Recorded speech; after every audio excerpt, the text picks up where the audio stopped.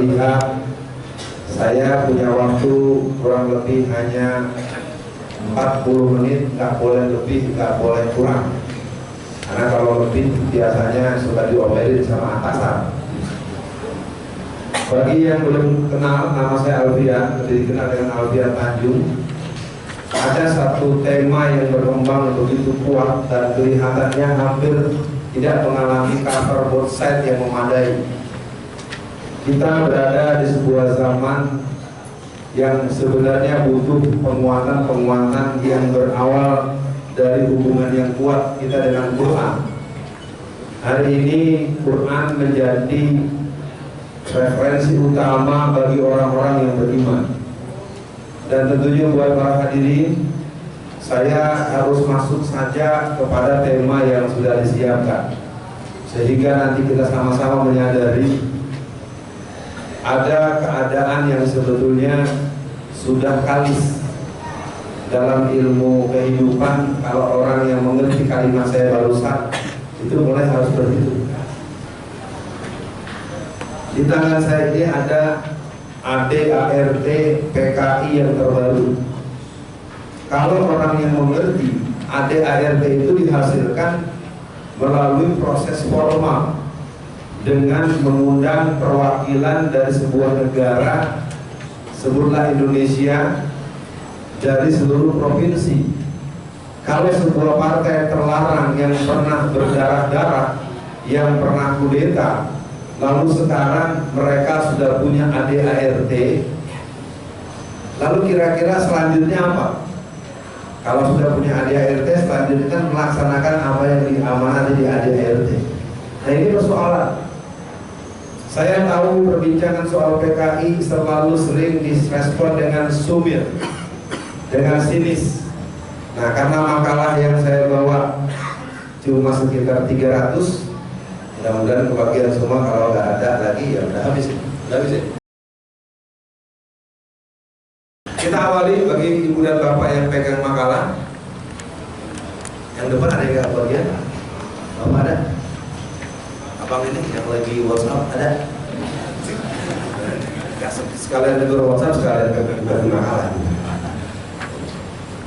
Oke, kita mulai. Kita lihat di halaman pertama dulu. Nanti bapak dan ibu sekalian bisa melihat bahwa saya yang menekuni gerakan ini selama kurang lebih 30 tahun sejak akhir 80-an. Sebenarnya jadi gimana gitu ya, ini bahayanya sudah di depan mata, tapi kita terpaksa harus melakukan penyamaan frekuensi.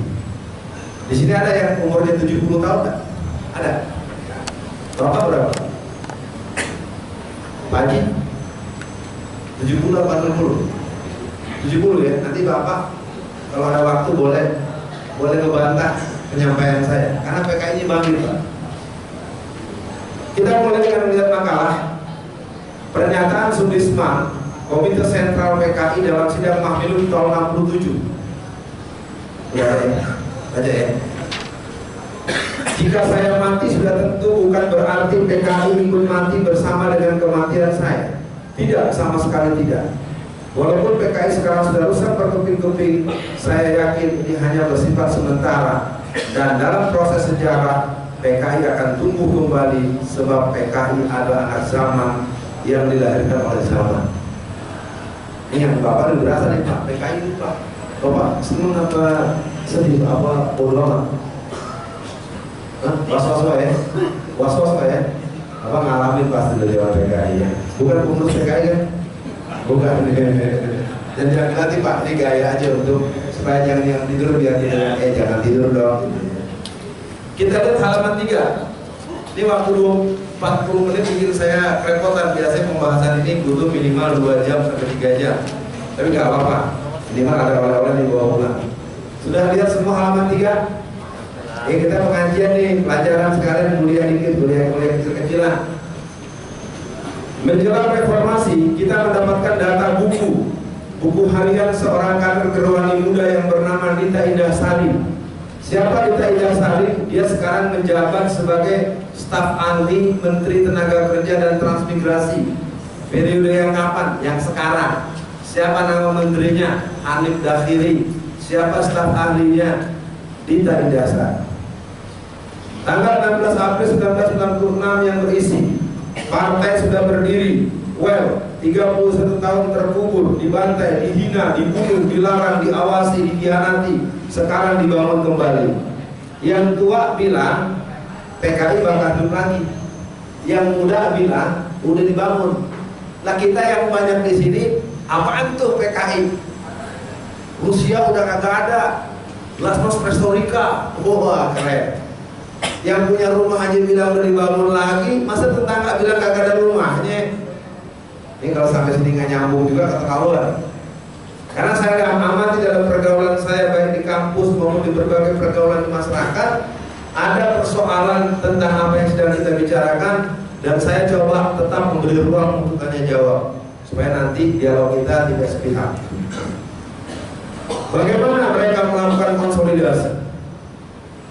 Tahun 1966 pemerintah sudah mengeluarkan TAP MPRS nomor 25 tahun 66 yang diterbitkan tanggal 5 Juli tahun 1966 yang disidangkan tanggal 12 Maret 1966. Jadi dia disahkan tanggal 5 Juli secara publis. Kemudian keluar Undang-Undang nomor 27 tahun 1999 pasal 107 ayat A sampai F. Pertanyaannya, Ustaz, apa hubungannya pengajian? Gerakan komunisme adalah gerakan ateis. Dia punya banyak varian dan punya banyak bahasa. Berhubungan dengan ini, contoh yang paling gamblang adalah personifikasi kelakuan Ahok. Ahok itu adalah sosok yang sangat terang benderang, sangat jelas mengamalkan amalan sebagai seorang yang mempunyai watak ideologi komunisme. Tapi yang dekat, yang dekat dulu. Jakarta sekarang, warga Jakarta yang punya rumah yang harganya di bawah 1 M, 1 M banyak, 1 miliar, udah punya rumah. Alhamdulillah ya, nanti punya rumah ya, istri sudah ada istri. Belum juga, siap aman. Di Jakarta ini siapa yang punya rumah di bawah 1 M oleh si Ahok itu dikasih gratis PBB. Keren ya? Kalau kita belajar secara histori, secara sejarah ini formatnya mirip seperti kerja Mao Zedong tahun 49. Bagaimana dia kemudian merebut rumah-rumah rakyat dengan cara-cara seperti ini. Sekarang setahun menjelang pilkada, rakyat terus terang saja kalau kita baca polling, sekarang ini warga Jakarta yang rindu untuk dipimpin oleh Ahok itu 85%. Entah benar entah enggak, nanti di koran begitu. Padahal berkenaan dengan sangat jelas kalau saya ingat amanat dari panitia. Ya ayyuhalladzina amanu la takhizul mu'minina al-awliya, wahai orang-orang yang beriman dilarang memilih pemimpin yang tidak seiman dengan kamu. Kalau saya tanya sama jamaah pada siang ini, saya tanya pada jamaah, makan daging babi itu hukumnya apa? Empat orang yang jawabnya, yang lain nggak doyan. Udahlah, nggak doyan dah. Makan daging babi hukumnya apa? Memilih pemimpin non-muslim hukumnya apa? Berarti memilih pemimpin non-muslim sama dengan makan daging babi. Ustaz jangan begitu sembarangan, Allah kagak sembarangan bagaimana? Kita ini umat Islam mengalami satu situasi yang agak unik. Di Jakarta ketika kita mengumumkan agar memimpin Jakarta Muslim, padahal warga Jakarta yang punya hak pilih 88,5% Muslim. Kita lihat di Bali. Di Bali dari RT, RW, lurah, camat, bupati, wali kota, gubernur 100% Hindu. Gak ada yang bilang rasis ya. Tapi ketika kita menginginkan Jakarta dipimpin oleh orang Muslim, maka dengan gagah perkasa Mr. Jokowi mengatakan jangan rasis. Ya, jadi kalau kita menginginkan pemimpin Muslim namanya rasis. Kalau orang Bali pemimpinnya Hindu semua, bukan rasis. Ini percakapan penting buat hadirin. Jadi kita hari ini coba lihat bagian demi bagian supaya dipahami bahwa apa yang saya sampaikan bukan persoalan sederhana. Bagaimana gerakan mereka untuk sampai kepada proses eksis? Sudah kita baca tadi di halaman 3 yang pertama. Bagaimana Dita Indasari, seorang kader PKI muda, sekarang sudah ada di dalam pusat pemerintahan bersamaan dengan Rifka Ciptaning yang jadi anggota DPR RI sudah 3 kali, Rika Diah Pitaloka dari Jawa Barat sudah 2 kali, Budiman Sujatmiko juga menjadi seorang petinggi di sebuah partai yang sangat kita kenal, dan kita bertemu di Indonesia sekarang. Ada yang jadi gubernur, ada yang jadi bupati, ada yang jadi presiden. Dia berpihak kepada PKI. Saya sedih Pak ya ngomong gini ya, nanti kita bahas, kita kasih waktu dialog. PRD dideklarasikan pada tanggal 31 Mei tahun 1996. Kalau ada yang ingat kerusuhan yang cukup serius, yaitu penghancuran kantor PDI tanpa P. Kantor PDI Budi Harjono pada tanggal 27 Juli 1967 itu dihancurin habis. Itu sebagai strategi dalam sistem marketing politik untuk menaikkan rating Megawati. Di negara kita begitu. Kalau untuk orang menjadi besar, semuanya dibuat seolah-olah hebat. Ya. Sekarang semua bertanya-tanya, negeri kita ini ada pemimpinnya nggak sih? Apakah Indonesia punya pemimpin hari ini ketika kita punya banyak pertanyaan? 22 kontainer, tahu kontainer? Box 40 itu isinya senjata otomatis dan jumlahnya lebih dari berapa ribu pucuk. Itu sampai sekarang belum diketahui ada di mana, padahal telah menjadi catatan dari KPA. 7 orang pasukan merah yang ditangkap di Halim awal-awal bulan Mei yang lalu. Jadi para hadirin, saya ingin katakan, saya sebagai seorang yang menentukan gerakan PKI, saya ingin mengatakan ini gerakan semakin tidak keruan. Yang paling ekstrim adalah Istana Negara. Hari ini Istana Negara yang didiami oleh Bapak Jokowi semasa siang. Kalau malam dia pulang ke Bogor.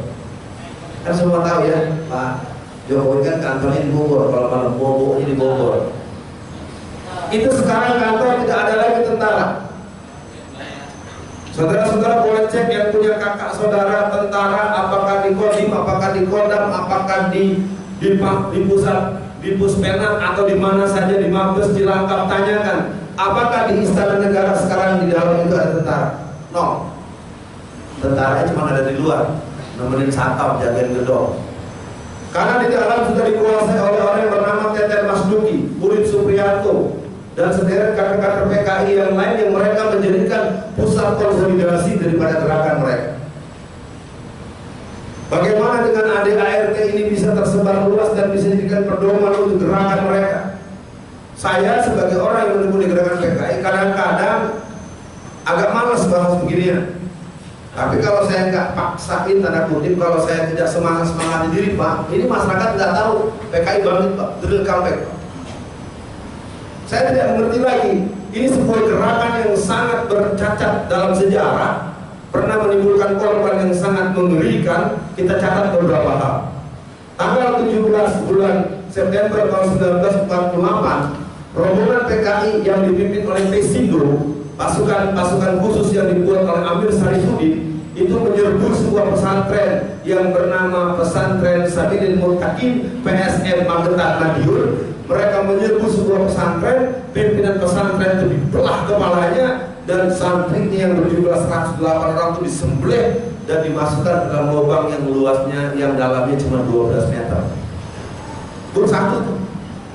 Belum lagi pemuda NU, pemuda Banser yang dijemput, yang diundang sebanyak 62 orang di sebuah desa bernama Cemetuk Ciluring Banyuwangi, yang kemudian mereka diundang dalam acara tahlilan, dan mereka semua diracun dengan dosis tinggi dan mati semua. Sekarang kita dengar di mana-mana pemerintah harus minta maaf pada PKI, gitu kan? Kalau kita mau dengar sekarang ini harus dipahami. Kenapa saya secara sedemikian rupa kepada saudara Farid? Mohon izin saya karena saya diberi tugas judulnya bukan ini. Tapi saya coba aja. Ini permainan sedang bergerak keras. Gerakan kaum PKI muncul dengan sangat luar biasa. Nanti kita akan lihat poin-poin berikut. Mundurnya Pak Harto pada hari Kamis tanggal 21 Mei tahun 1998 jam 09.50 alias jam 10 kurang 10, itu merupakan gong kembalinya Orde Lama Jilid 2. Tapi yang kita dengar sekarang orde baru gimana? Yang ada juga orde lama. Buktinya apa? Banyak. Yang paling penting apa? Penetapan 1 Juni sebagai libur nasional. Buka buku sejarah. Pancasila kita yang dipakai selama ini sebagai konsensus nasional adalah Pancasila per tanggal 18 Agustus tahun 1945 setelah kita proklamasi. Karena dulu ada pergumulan 22 Juni yang bernama Pancasila Piagam Jakarta yang isinya adalah ketuhanan dan menjalankan syariat Islam bagi para pemeluknya. Dan kemudian untuk menghadapi proklamasi dicoret 7 kata itu. Maka Pancasila yang dipakai adalah yang tanggal 18 Agustus tahun 45. Pertanyaannya, kenapa tanggal 1 Juni? 1 Juni ini adalah permainan Trisila, Ekasila, Pancasila yang berisi tanpa ketuhanan yang Maha Esa. Jadi secara ketetapan Presiden sudah berlaku keliru. Apalagi pengumuman liburnya itu sepihak, nggak ada angin, nggak ada hujan, nggak ada pembahasan, nggak ada paripurna, tidak ada pembicaraan di DPR. Tahu-tahu diumumkan libur nasional 1 Juni sejak 1 Juni kemarin. Betul nggak 1 Juni libur? Ya udah diumumkan soal tahun kapan, tapi kan udah sah, udah kepres, udah keluar. Ini negara apaan? Masa memutuskan sesuatu seenaknya cendol? Harus dibahas dulu, nggak ada pembahasan. Di kabinet nggak pernah dibahas, di mana nggak dibahas, tahu-tahu keluar kepres. Ini tahu saudara-saudara, ini adalah pola pemimpin berpaham komunis, aksi sepihak, mengeluarkan keputusan tanpa pembahasan. Itu bukan siapa. Persis kayak si Ahok. Rumah sakit Sumber Waras itu kan dibeli dengan harga 755 miliar. Sekarang semua ngerti lah, ada sini kan orang-orang dinas. Kalau belanja sudah miliaran, emangnya kayak beli combro, bang beli. Agak, mesti ada tim dulu. Ini mah kagak bocah, dasar Cina kafir, dia macam barangan aja beli. Ya, yang pribumi bercengi semua, berarti tentara mau polisi, jawab Cina. Ya, awal Ramadan polisi tahu mukanya bonyok sama pemilik hotel di Medan, Cina. Cina juga. Iya, lu mah karyawan doang, lu petugas. Nah, kalau macam-macam diberhentiin. Paling ngaji juga perlu lebih dari jam 1. Lebih diomelin sama atasan. Terus kan ya? Kayaknya udah ada merah-merah mukanya. Supaya bapak-bapak dan ibu-ibu tidak menganggap saya cuma asal ngomong, mari kita buka sejarahnya. Kalau kita ingat awal orde reformasi alias orde baru, orde lama jilid tua, diawali dengan pembunuhan ustadz ulama dan guru ngaji yang mereka beli stempel labeling yang namanya dukun santet. Ingat gak? Karena disebut dukun santet, orang gak komplain, orang gak peduli. Kita lihat poinnya. Pembunuhan tokoh Islam di bulan Maret sampai Mei 98. Mereka mulai membunuh dari mana? Dari Banyuwangi dan di Basrah, basis-basis revolusi, basis komunis tahun-tahun 63, 62, 65, 67 sampai 72. Di Selatan, di Papua, di Colo, di Kediri, di Pasuruan. Terakhir mereka mulai membunuh ustadz-ustadz dari Pandeglang, Serang, Banten. Lalu muncul apa istilah kolor hijau. Mendengarkan kolor hijau. Nah, kolor hijau itu adalah sebutan dari kaum komunis, kaum salibis untuk mencitrakan jelek kepada orang Islam. Karena dalam perjuangan negara kita ini ada kelompok hijau, ada dua, hijau tentara dan hijau Islam. Nah, yang ini persoalan memang pergerakan kita hari ini sudah kehilangan elan jihad dan elan kolektif keumatan. Karena kita sudah sampai kepada batas pragmatisme dan ultra materialisme. Zaman sekarang ini urusan berhubungan dengan penyampaian dakwah sampai kita tegur, sampai dipanggil oleh MUI. Kan Nur Maulana bilang, kalau urusan kepemimpinan jangan bawa-bawa Quran. Bener kan? Seorang ustadz bilang urusan kepemimpinan jangan bawa-bawa Quran. Lah kalau ustadznya ngomong begitu gimana jemaahnya? Akhirnya dipanggil oleh MUI dan diingatkan. Dia keliru, tapi ya udahlah. Kalau saya ini orang terkenal. Kalau Alfian Tanjung kan belum terkenal atau tidak terkenal. Kalau ngomong begitu siapa lu? Ini seorang mubalik kondang mengatakan bahwa bicara kepemimpinan jangan bawa-bawa agama. Ada sih. Kenapa? Pemimpin ini di sini nih, kalau kata imam, ibu-ibu sih ya nggak ada interaksinya, imam lihat kali di layar itu materinya. Yang kedua, pembunuhan terhadap 200 ustadz ulama dan guru ngaji di Ciamis selama tahun 1999. Kondisi mayatnya itu leher mereka dibelah dan usus mereka terburai. Karena dibilang rukun santet, maka orang tidak peduli. Itu yang pertama. Yang kedua, yang disembelih itu bukan bapak lu. Di kita ini juga keadaan apapun, kejadian apapun, kalau tidak mengenai diri sendiri, kita nggak komplit kok. Sama dengan kasus pemilihan gubernur Jakarta tanggal 15 Februari 2017. Saya tahu bapak-bapak kalau saya ngomong, Ustaz, saya mau orang Tangerang, Ustaz, saya mau orang Depok, saya mau orang mana lagi, Bekasi. Padahal orang-orang Cina yang ada dari Batam, dari Palangkaraya, dari Pontianak, dari berbagai daerah di Indonesia, mereka sudah mengatur diri untuk datang ke Jakarta pada hari pencoblosan 15 Februari 2017 untuk mencoblos Ahok. Wallazina kafaru ba'duhum awliya'u ba'd. Sesungguhnya orang-orang kafir mereka bekerja sama untuk menghancurkan kamu. Sementara kita kaum muslimin memandang, emang apa sih jeleknya Ahok? Kalau cara Kristen gitu kita hina dia. Mari kita buka satu-satu. Awal Ramadan dia mengeluarkan peraturan instruksi pemberitahuan untuk melarang pakai jilbab di sekolah negeri, SMP negeri, SMA negeri dan perguruan tinggi negeri.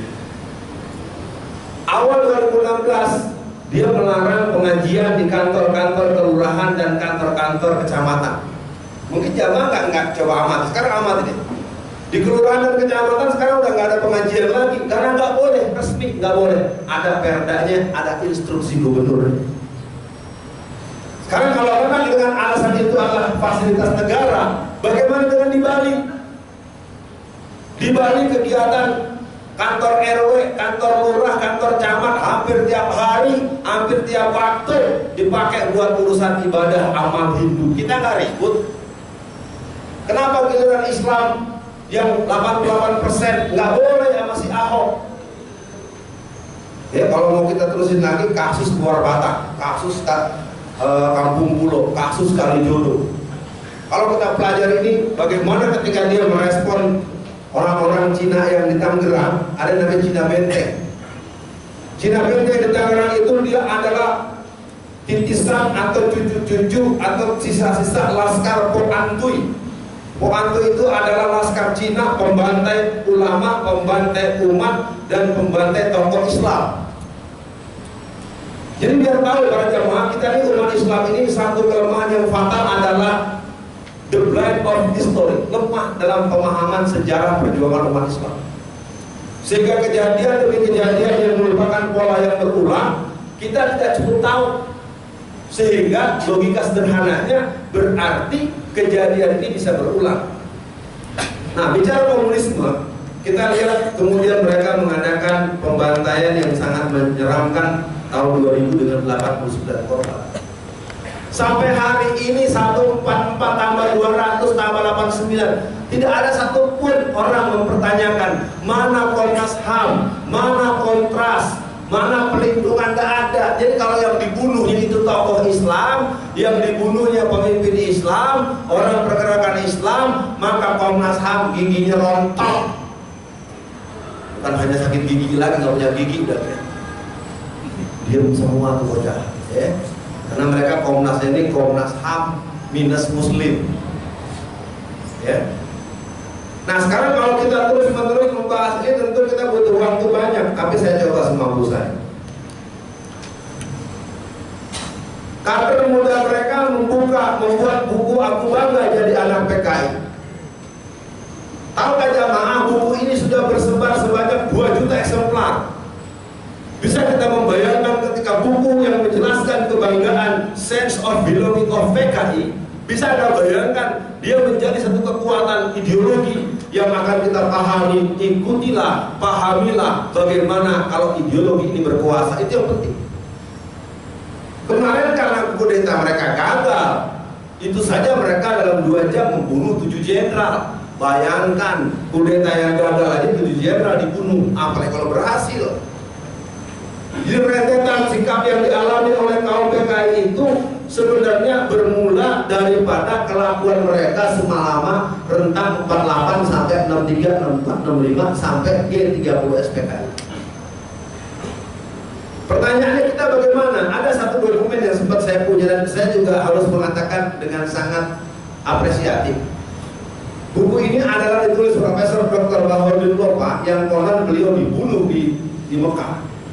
Karena beliau banyak menangani kasus-kasus sensitif buat pejabat-pejabat publik. Jadi beliau akhirnya diselesaikan di Tanah Suci dengan tim sniper dan pembunuh yang dibayar dengan sedemikian rupa. Buku ini dikarang duet dengan Profesor Dr. Zainal Abidin Ahmad. Saya mencoba bolak-balik dan ini terbitan tahun 68. Saya baca ini kan kerjaan sekitar 40 tahun yang lalu, 45, 48, hampir 50 tahun yang lalu di buku ini. Tapi kok kalau saya lihat perkembangannya sama nih. Ya. Jadi gerakan mereka ini kalau kita lihat, maka buat Bapak semua ini 8 halaman yang saya buat. Saya izinkan bawa pulang, jangan ditinggalin. Karena bagaimanapun kalau nanti kita membaca dengan baik, Bapak bisa membayarkan. Mereka bagi. Ini baru satu bukunya. Nanti kita lihat buku yang lain. Temu Rakyat Kader PKI bulan Maret tahun 2003. Amandemen Undang-Undang Nomor 12 tahun 2003. Apa isi amandemen itu? Dalam Undang-Undang Pemilu tahun 2003 itu dituliskan bahwa orang-orang PKI, kader PKI, simpatisan PKI, pengurus PKI diperbolehkan menjadi pengurus, menjadi anggota DPRD, DPR RI, DPD, gubernur, wali kota, yudikatif, eksekutif, legislatif. Bisa kita bayangkan dulu mereka juga punya satu-satu, ada untuk dia punya satu-satu, ada orang seperti Subandrio. Saya tahu apa yang saya sebut tidak seluruh jamaah memahami. Ustaz ngomong apa sih? Siapa itu orang? Sekarang gerakan mereka sedang mengarah dan kerja ini gabungan antara kelompok Syiah, kelompok PKI, kelompok NDII, kelompok Kristenisasi dan semuanya. Kalau kata Quran seperti ayat tadi. Kelompok Salib sekarang sedang bangun gereja besar di Kemayoran. Mereka dibantu per Oktober 2014 selama masa jabatan wakil gubernur, Ahok membantu 4 triliun. Saya sempat lihat berita acara dan bukti pembayaran karena kita bahas secara mendalam dalam komplain kita kaum muslimin kepada DPRD DKI kok membiarkan itu. Tapi kalau uang yang dipakai adalah dana taktis secara sistem penganggaran Pemda tidak dianggap penyalahgunaan wewenang, akhirnya tidak pernah diteruskan. Itulah jamaah sekalian, kita kaum muslimin ini lemah dalam memahami betapa kalau jabatan itu dipegang oleh musuh akidah, musuh iman, nanti berbahaya. Menara Dua Jakarta itu dibangun dengan pola fase. Jadi gereja arah ke utara, gereja yang arah ke selatan, gereja yang arah ke timur dan barat itu tidak berhubungan seolah-olah. Tapi nanti kalau si Ahok jadi, karena Ahok itu kan bukan ingin jadi gubernur Jakarta, dia ingin jadi presiden. Anda setuju ya? Setuju nggak Ahok jadi presiden? Saya setuju, karena kalau dikasih mobil Lamborghini mah. Nah, sama rumah, tambah bini 4 akun. Saya juga belum punya, Pak. Bini belum punya juga.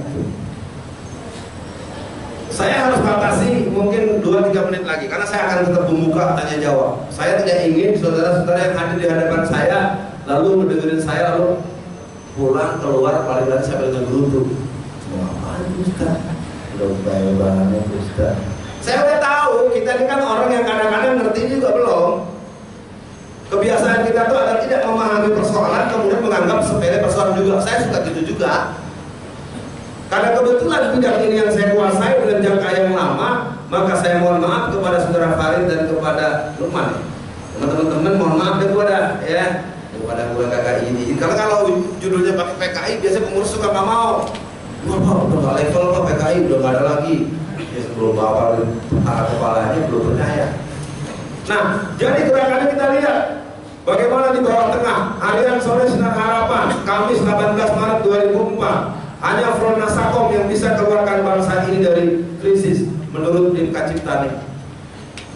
Gini aja teman-teman semua, ini kelihatannya tampaknya rata-rata pantaran dan banyak yang lebih muda dari saya. Ntar lo pulang ke rumah, lo nanya sama nenek lo, "Nek, dulu PKI bagus enggak?" Karena ada semacam proses brainwash yang luar biasa. Gerakan komunis ini sudah sampai kepada ambang di mana orang sekarang perlu melihat. Bisakah kita bayangkan ketika polisi kemarin hancur mukanya sama Jackmania? Tolong pelajari.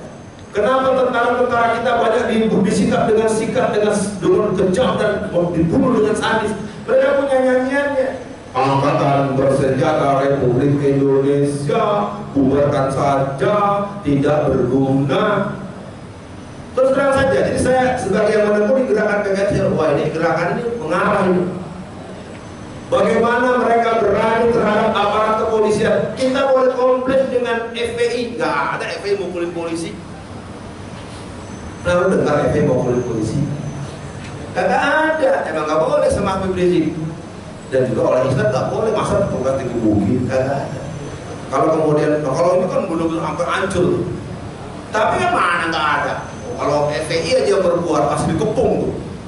Bulan Jackmania, wah, dikepung. Kita tuh begitu bolak-balik. Kalau menurut saya tidak bicara dukung-mendukung.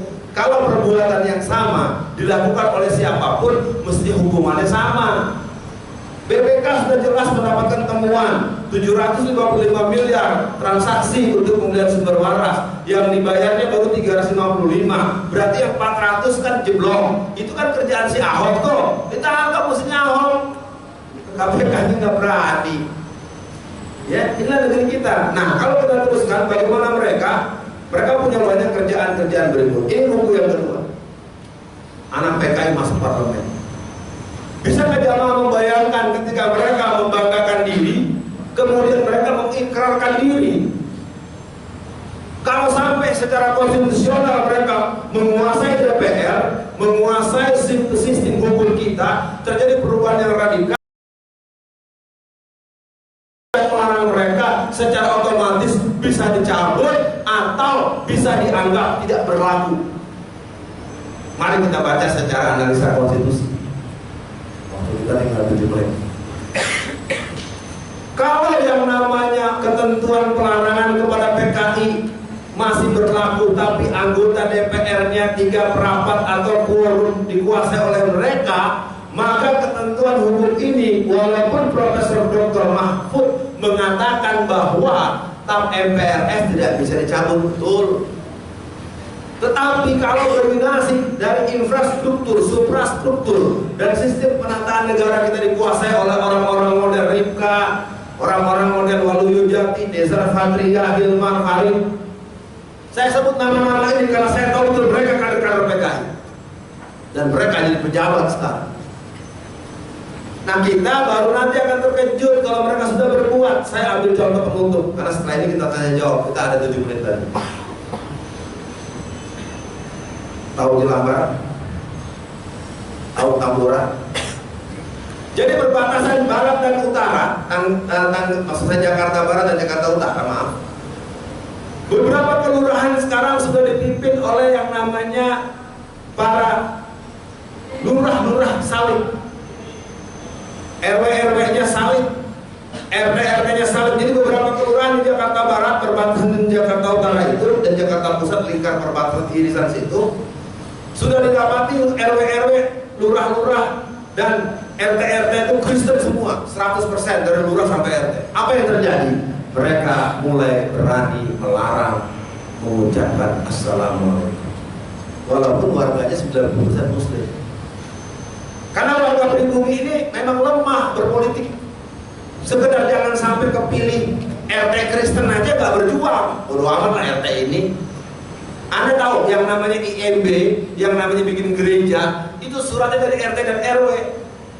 Makanya kan kebijakan si Ahok sekarang jangan pakai RT RW, langsung aja kan, supaya jangan lewat RT RW. Sayangnya apa yang kita bicarakan pada hari ini tidak bisa sampai kepada paham-paham yang mendalam. Saya punya waktu 5 menit, saya berikan pada floor. Jadi jangan pada kabur, di belakang ngerendang, menganggap materi nggak berguna. Lu ngomong sekarang sama gua, ada persoalan apa soal PKI? PKI ini sedang mempersiapkan. Saya baca saja alamat terakhir ADART mereka. Ini anak ADART mereka, apa kata mereka? PKI berseru kepada kaum buruh, kaum tani dan seterusnya, dan semua suku bangsa yang berkemauan untuk bersatu padu melakukan revolusi bersenjata. Jadi pedoman mereka, supaya jangan saya bacanya cuma kayak orang sok tahu aja, saya baca sendiri, saya minta izin biar yang kelihatannya kayak cendekiawan nih, Bang Haji yang pakai kacamata, Bang, tolong bacain Bang. Ini aja doang, judulnya doang, tapi nggak nyampe lagi kabelnya. Yang deket aja deh, yang biar jangan bacain deh kayaknya. Ini baca. Konstitusi dan pokok-pokok program umum demokrasi rakyat Indonesia, Partai Komunis Indonesia atau PKI. Bukan ngarang, ngapain mau ngetik-ketik ginian buat ngisi pengajian di sini, kan punya kerjaan ngetik sendiri. Orang kan kalau gitu kan gitu, ini bikin sendiri deh. Bang Alvin ini dramatisasi aja nih. Oke, masih ada 5 menit, silakan.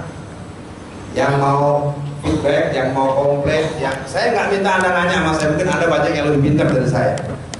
Sekarang urusan kebangkitan PKI ini kok kelihatannya kalau saya amati kita nih seperti tahun 63-64. Jadi mengalami hipnopolitik, gendam politik.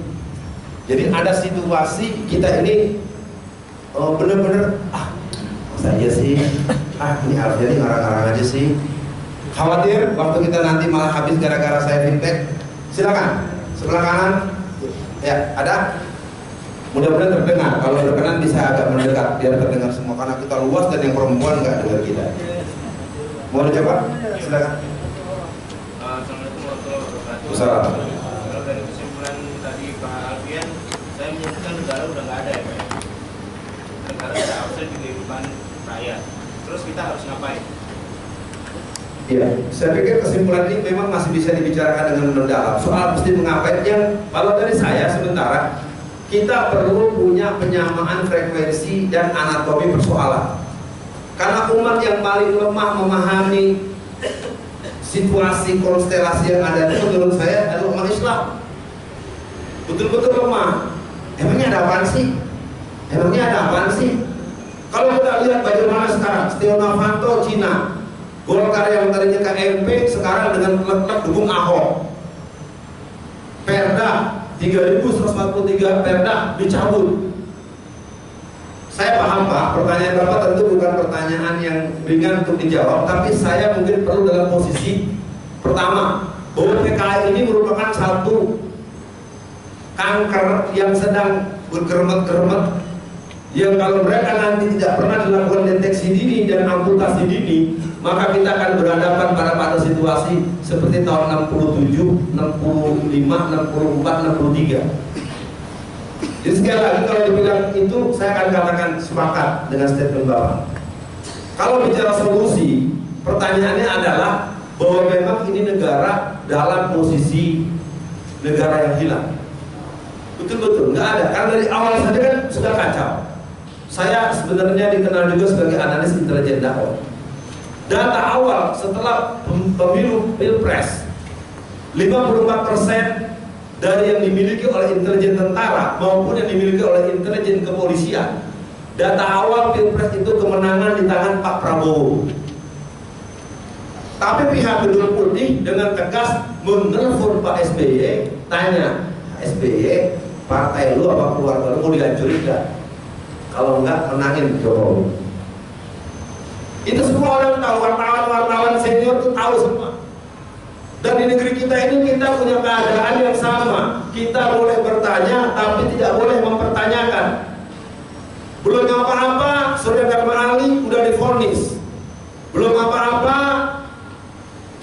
siapa tuh? Lutfi Hasan Ishak divonis. Kita nggak bela orang korupsi enggak.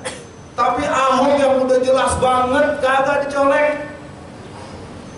Ya saya yakin Bapak yang saya jawab tidak puas, tapi memang negara kita ini dalam posisi yang berbahaya. Itu yang ingin saya katakan. Maka saya membuka tema ini sebagai sebuah komitmen bahwa kita harus jangan lengah. Karena keadaan kita bisa terjadi situasi seperti tahun 98 dengan kondisi yang lebih parah. Karena kita lihat aja gelombang Jakarta Utara. Seperti apa sudah 4 tempat kedatangan Ahok di mana-mana diusir masyarakat. Orang datang ke sebuah tempat diusir, masyarakat yang turun ribuan. Udah bukan sekedar demonstrasi kelompok yang bisa kita tuduh sebagai bayaran. Mereka kecewa dengan omongan-omongan yang sering menghina agama, menghina dan segala macam dengan tekanan-tekanannya. Nah, pertanyaan Bapak secara sportif, saya tidak dalam posisi memberikan solusi yang membuat Bapak merasa terjawab, karena keadaannya memang demikian. Jadi kalau dalam 2 penyakit ini tingkat kompleksitasnya memang luar biasa. Maka dari itu kita sebagai kaum muslimin secara umum sebaiknya memang yang pertama, mari kita sama-sama menyamakan paling tidak frekuensi pemahaman kita terhadap posisi umat Islam. Karena kita tahu ayat Allah mengingatkan tahsabuhum jami'a wa qulubuhum shatta. Kau lihat mereka seolah-olah bersatu padahal mereka terpecah belah. Ini mungkin sebagai jawaban yang tidak memuaskan, karena memang Bapak tahu begitu, saya juga paham begitu. Kalau saya jawab dengan bentuk solusi, hebat banget saya dengan saya jadi presidennya sekalian. Tapi tentu bahasanya sangat kurang enak. Tapi intinya memang betul Pak, kesimpulan Bapak betul. Sekarang pemimpin kita tidak punya otoritas untuk mengurus negeri ini.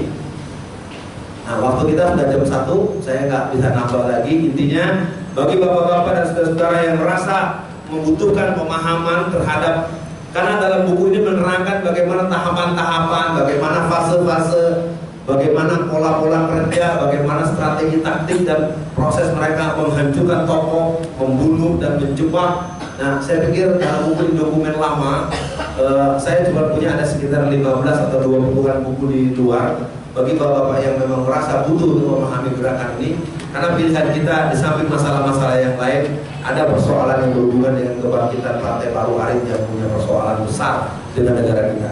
Kita minta 2 menit ke depan, kita berdoa semoga 10 hari Ramadan ke depan ini kita tetap berada pada kedekatan dengan Allah, kedekatan dengan Quran, kedekatan dengan syariat Islam, dan pemihakan kepada persoalan-persoalan umat Islam.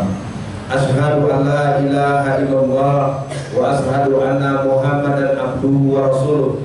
Allahumma sholli ala Muhammad wa ala ali Muhammad. Wahai Allah yang Maha mengetahui segala sesuatu, jadikanlah Ramadan ini menjadi amal ibadah kami yang mendekatkan kami kepadamu. Berikanlah kami kaum muslimin kesadaran akan situasi, kesadaran akan sejarah, dan kesadaran akan implikasi terhadap sesuatu yang mungkin tidak kami baca dengan utuh. Ya Allah, ya Rabbul Alamin, jadikan Ramadan tahun ini menjadi bulan yang membuat kami semakin mengarah pada ketakwaan sebagai output daripada puasa Ramadan. Ya Allah, berikan kepada kami keteguhan iman, sebagaimana kami tahu dan kami dengar bagaimana kaum muslimin di Uighur Xinjiang mereka mendapatkan perlakuan oleh paham komunisme, partai komunis Cina, sehingga mereka tidak bisa berpuasa, bahkan mereka dipaksa berbuka, bahkan bagi yang melawan mereka dibunuh dengan tuduhan teroris oleh pemerintahan Cina. Ya Allah, ya Rabbul Alamin, doa khusus buat kami, doa khusus dari kami buat kaum muslimin tanah Betawi. Semoga yang punya hak pilih agar berhitung untuk mengarahkan dukungan kepada kaum muslimin yang akan memimpin pemimpin yang bertauhid kepada-Mu. Jadikan kami di ruangan ini hamba-hamba-Mu yang tertib ibadah, yang kokoh akidahnya, yang senantiasa membela kepentingan Islam dan umat Islam dalam situasi dan tempat dan keadaan yang bagaimanapun juga. Ya Allah, sehebat apapun mereka dalam mempersiapkan diri untuk menghancurkan Islam, sebanyak apapun uang yang mereka punya untuk membiayai kemenangan musuh-musuh Islam, berikan kepada kami orang-orang yang mengerti hakikat syariat, orang-orang yang rindu dengan tegaknya syariat, orang-orang yang cinta kepada Islam dan umat Islam, menjadi bagian daripada bentuk perlawanan. Allahumma nawwir qulubana binuri bihidayatika binuri sabsika abadan abada kama nawartal ardo birahmatika ya arhamar rahimin. Rabbana atina fid dunya hasanah wa fil akhirati hasanah wa qina azabannar. Amin ya rabbal alamin. Mohon maaf kalau ada yang kurang berkenan. Kita berjumpa di lain waktu sesuai dengan jadwal yang diatur. Assalamualaikum warahmatullahi wabarakatuh.